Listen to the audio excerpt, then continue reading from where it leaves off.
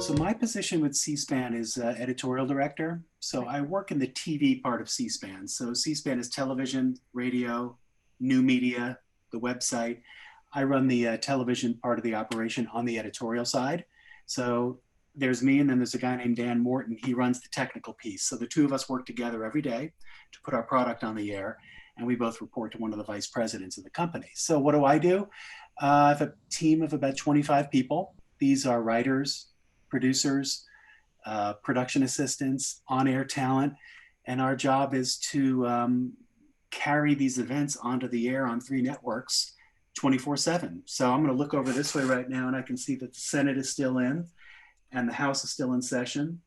And we have a hearing on with the new Secretary of State on C-SPAN 3. So my job is to oversee all of that work, making sure the signals are on the air properly, that we're explaining the events properly with graphics and scripts, we're IDing people properly. If there's a vote in the Senate, we're doing a hand-by-hand tally of the votes until it reaches, a majority. And all the troubleshooting that goes on during the day. There's technical difficulties, there's people issues here and there, there's schedules, somebody's got jury duty and somebody's got sick and somebody's this and that. And my job is to manage not just the editorial product, but the office itself. Right before this meeting, I got off the phone with a young lady who is our staff scheduler, and we're looking 2-3 weeks out. Everybody wants the same day off, So it's kind of figuring that out, cutting deals with people filling in for others. And we have to have continuity. We can't put our product or anything on the shelf because we're a 24/7 operation. So my job is overseeing the editorial content, all of the hiring and review of people, the scheduling of people, some budget areas. And, it's one of those big, interesting, fantastic, yet highly stressful experiences. But, everything I did before this, including the work I did in Scranton, led up to this. It built a piece of me that was able to present myself to my current bosses as somebody who was ready for the job that I have now. And I've had this job for about going on 13 years now, this particular position of editorial director. Okay. And what did you do prior to that? I was a shift manager. So they have what they call a coordinating producer, somebody who oversees the day or the night or the weekend. I did those jobs for probably 10 years on various shifts. So I reported to the editorial director, and my job was just one step closer to the action. I'm checking all the graphics and all the scripts that are on the air. I'm working literally face to face with the individual producers, those types of things as the shift manager. And prior to that, I was a producer. So you can see sort of the hierarchy. My job at that point was to do the writing and to do the graphics and to organize the program schedule and make sure my boss was happy. So those were the 3 jobs that I did before, or the 2 jobs that I did before my current position. I've learned a lot. Yeah. A lot. And do you like the industry? Are you happy with kind of where you've ended up?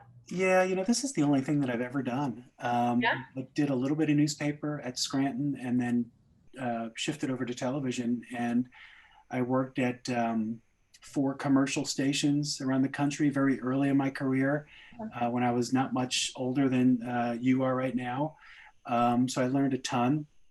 Came to C-SPAN around the time Bill Clinton became president, that long ago.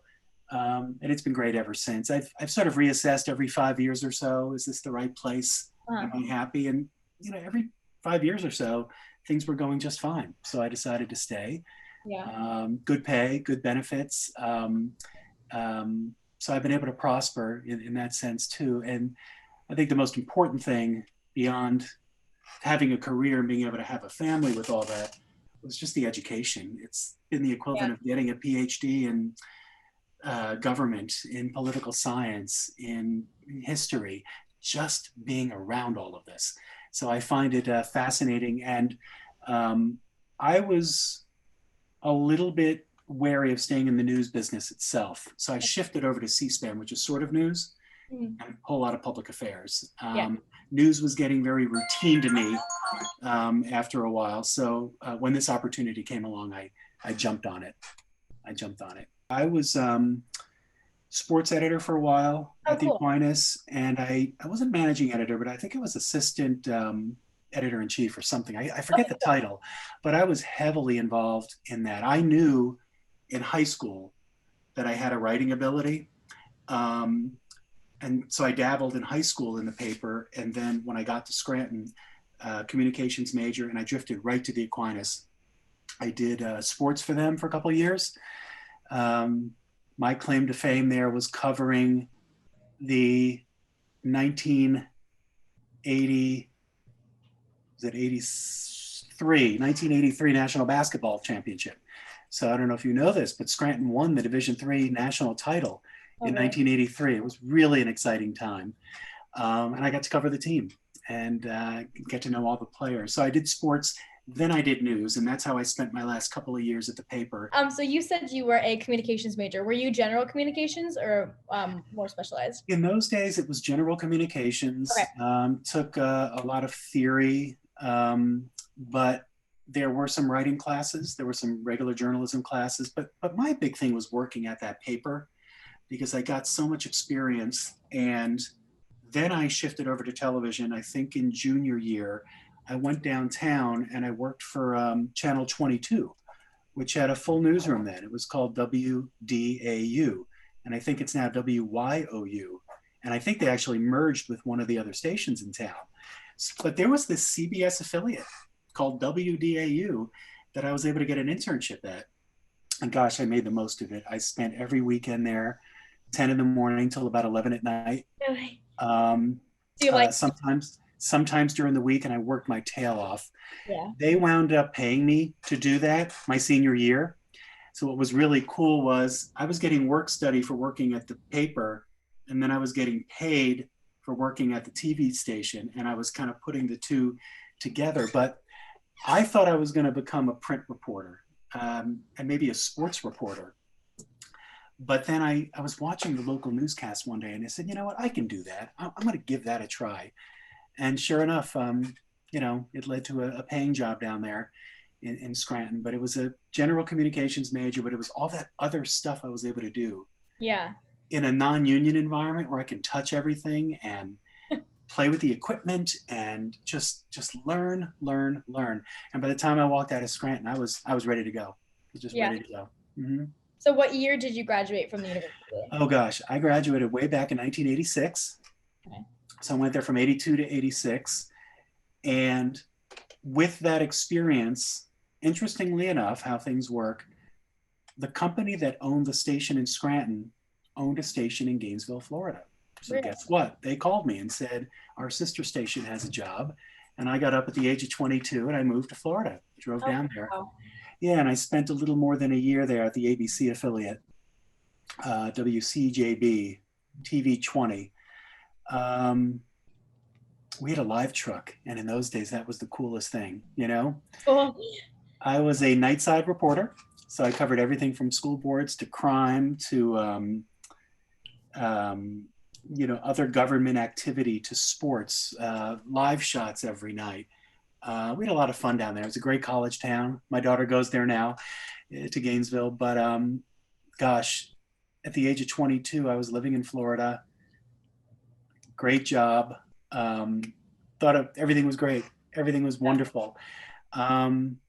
After that, I got a little itchy and I wound up going to graduate school. I felt like I needed a little more discipline in my storytelling and my writing. I also thought I was going to teach at some point later in my career. Okay. So I packed my bags and I moved to Chicago. Oh, wow. I went to Northwestern. I went to the Medill School of Journalism. Um, so that was my time at around the age 24, 25 in there. And that's where I am at that point in my career with a long way to go. So it was from Scranton to Gainesville up to Northwestern University. Got my master's. What do you think of that? It's a long road. It's very interesting. It ain't over yet. Yeah, really. That's funny. You asked me this before we started recording, but why did you choose the University of Scranton as your You first know, assignment? great question.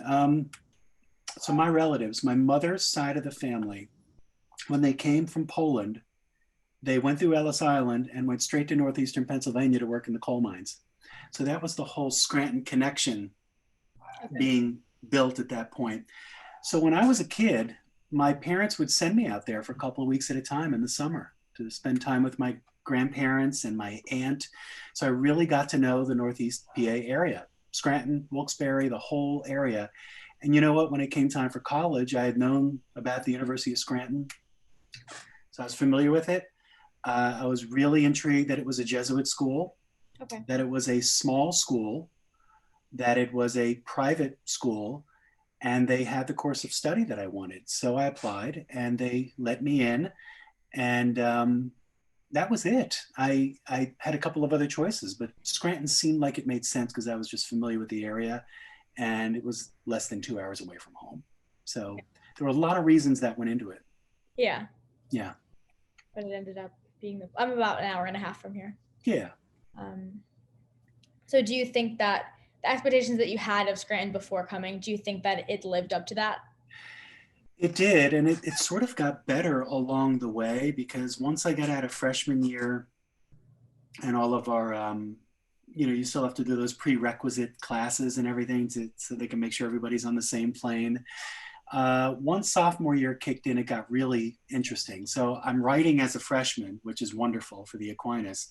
But sophomore year is when I started writing more and helping to manage the paper. And that's when I started drifting into television as well. So what I really appreciated about the program was the broad curriculum. I remember taking not only core courses, but the history and the philosophy and the religion and the economics. It really matters. It really mattered. And I never even realized it then, but over the decades, you realize it more. It has created such a wonderful curiosity in me that will never leave me, while I'm on this planet, just curious about anything and why it works the way it works. But if it wasn't for those electives, those other classes I was able to take, um, well, they weren't even electives. The philosophy and the religion were mandatory. That plus the electives really just gave me a wonderful curiosity. And like I said, the program was growing as I got there. They developed a TV station. We had total freedom at the newspaper to do anything we wanted. So it really created a sense of responsibility in us. So I would say it definitely lived up to the expectations that I had, even way back then. What I really loved too is that the teachers were so behind me.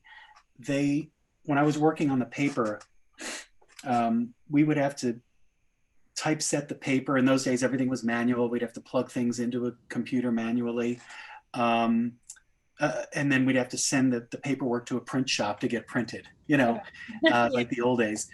And then we would be exhausted. It'd be 4 or 5 in the morning, but some of my teachers let me skip a class or two the next day without bothering me about it. They knew what I was doing, and they knew my schedule was very demanding as I made it that way. And they cut me some slack, but in a good way. They knew what it was going to lead to.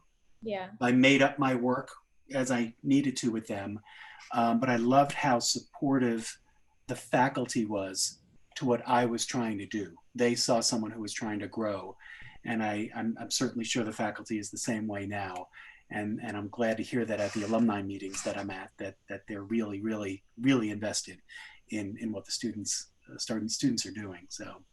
Yeah, they absolutely are. I mean, that's been the experience that I've had is everyone is, the reputation that we have is definitely true. It's not something nice that you say on tours. It's really the experience that people have. And getting that Jesuit education, again, really prepared me up to this day. Whenever I have a big decision to make or I'm dealt with some especially stressful situation, I can rest back, not just on my faith, but on my training as well, and think of the possibilities and the options for making decisions on things and knowing why I should make certain decisions about certain things or certain people. But I got to tell you, it all goes back to Scranton. Those seeds that were planted back then. Sounds kind of corny, but Oh, I've always felt that way. And I didn't really understand it in my brain until I was probably well into my 30s. Then I started, reflecting more. And now it's so crystal clear that I'm glad you're there. You did the right thing me too. by picking Scranton. Yeah. Do you still keep in touch with any of your friends or professors that you had while you were here? I know you said you're kind of in the process of making more as you're part of the alumni board. Yeah, it's there are several people who I come in contact with regularly from Scranton. Several of them are in this DC area. One of them is up in the Scranton area still, who works in the business department up there. So yeah, I have stayed in touch with people. I'd love to even more. The pandemic has messed that up quite a bit. But next time I'm in town, I plan to look up some folks, and I've already made some friends, like I said, on this alumni board. I'm not always the best person about keeping in touch because I've moved around before I landed in Silver Spring, but I do my best, and it's so much easier now with the social media. Yeah, absolutely. Yeah, Facebook has been such a blessing. Yeah, really. Yeah. Do you have any specific advice for prospective students? So I'd say high school juniors and seniors who are looking at Scranton as a possibility, but not really sure. Anything that you think would kind of push people as like Scranton is the place?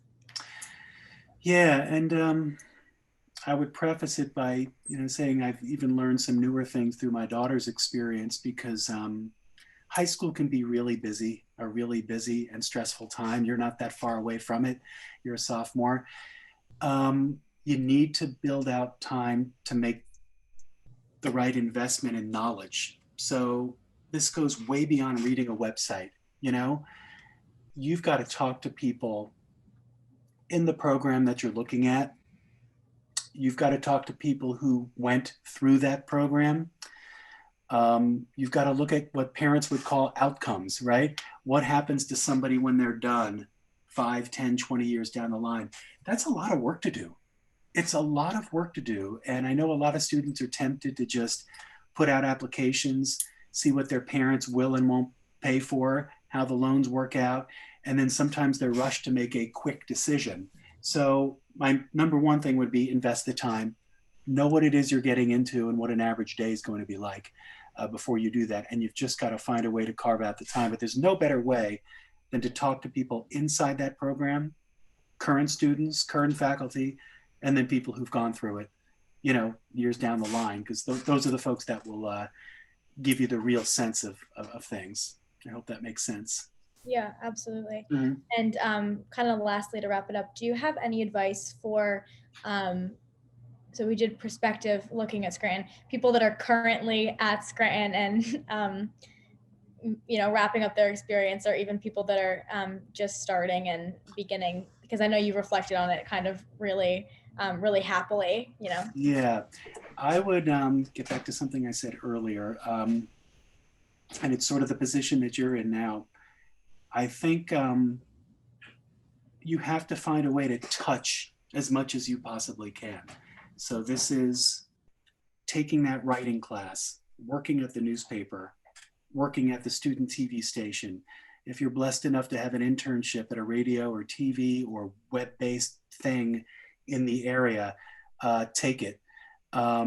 This is the time to learn all that, touch all that, get the experience with all that. And the time goes by really fast, really, really quickly. Sure, did I do my share of parties at Scranton? Of course I did. But I also knew how hard I had to work while I was there. And I had the time. That was my job. My job was to be a student, right? And so I immersed myself in everything I possibly can. I would also say, in addition to that varied Jesuit education you're getting, I can't stress enough about reading. Anything you can get your hands on. And it's not just about the news. Read about foreign affairs, economics, sports, culture. Those things will deepen your knowledge base, and they will help you again to be a knowledgeable, curious, analytical person later. You'll be able to synthesize as a news person what's really important about this thing going on today. These are the conversations we have every day. Well, this doesn't matter. Everybody knows this, or that's not new. This is the new piece. When you're in journalism and you're working general assignment, which most folks are when they begin, you're going to get thrown into stuff that you're not prepared for. Well, how do you prepare for it? It gets back to that reading and having that knowledge base and that ability to synthesize information so that you can move quickly to meet your deadline, you know? So touch everything, meaning learn the equipment, learn the craft, take those classes seriously, and read, read, read.